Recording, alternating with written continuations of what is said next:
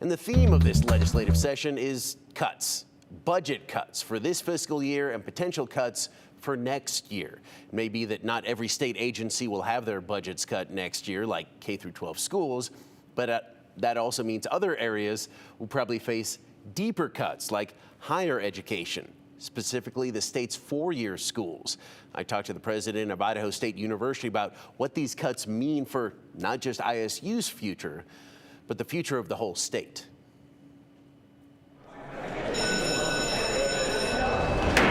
Idaho State University President Dr. Robert Wagner says nearly half of his school's funding comes from the state, which is in the middle of budget cutting. We have 44% roughly of our budget itself is based on appropriated dollars, and those dollars are cut. That's going to have an impact. And an ongoing impact. Wagner says 4%, or about $4 million, is being held back this fiscal year, and then there's an ongoing cut of 3%. It's not just the percentages, though. Idaho State University is growing.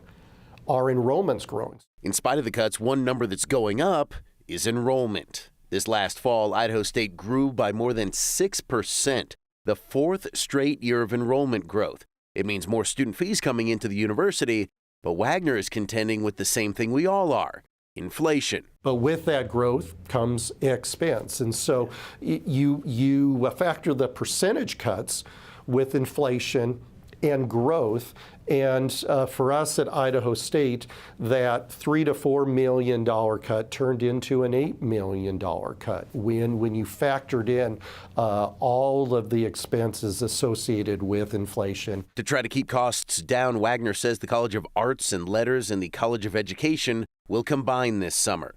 Also, they'll eliminate 41 positions. While he says about 40% of those positions were empty or were going to be empty by the summer, a couple dozen people will be laid off. And the state budget cuts may just keep coming. It seems like you seem to think that you're better positioned to absorb more cuts if they happen, but do you expect that?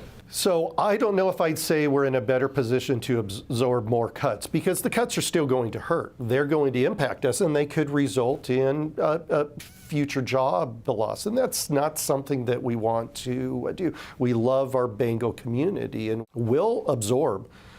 We'll change, we'll adapt, but it won't be without impact. Impact on lives, impact on people, impact on families, impact potentially on the programs that we can offer, programs that industry in the state is asking for us to provide. They're coming and saying, we need more employees, we need more professionals, we need more staff, and we want to respond with those academic programs.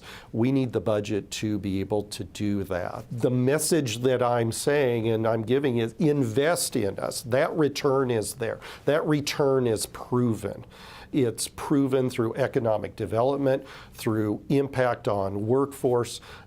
Invest in Idaho State University and other higher education institutions, and that will add to and promote a thriving state economy. I truly believe that.